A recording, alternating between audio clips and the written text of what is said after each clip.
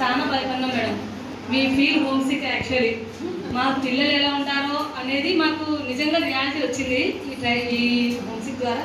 కానీ ఫస్ట్ రోజున అనుకున్నాం, కానీ తర్వాత మాకు ఏ రోజు ఆ భావన లేకుండా మేము చాలా ఎంజాయ్ చేసాం. ప్రతి నిమిషము ప్రతి సెకండ్ మాకు అసలు ఎలా గడిచిపోయింది కూడా అసలు అయిపోయిందా అన్నట్టు అనిపించింది.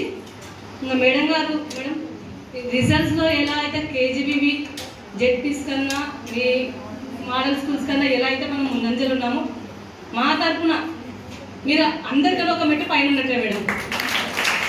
ఎందుకంటే మనం ఆర్పీ వరకు కూడా వెళ్ళగలుగుతున్నామంటే మీ నుంచి మేము ఇన్స్పైర్ అయినా మేడం.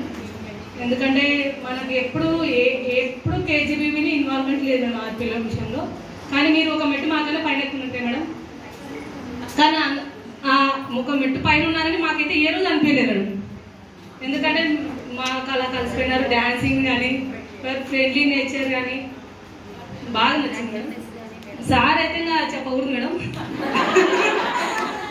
ప్రతిదీ బాగా పాపం ఇంతమంది మేము అడుస్తున్నా కూడా సార్ ఎటువంటి కోపడకుండా మేడం చూడండి మేడం వినండి మేడం అని చాలా ఓపికగా మమ్మల్ని ఎలా స్టూడెంట్స్ అయితే ఎలా చాలా పేషెన్స్తో సార్ యొక్క సాంగ్స్తో మమ్మల్ని చాలా ఎంటర్టైన్మెంట్ చేసినారు మేడం.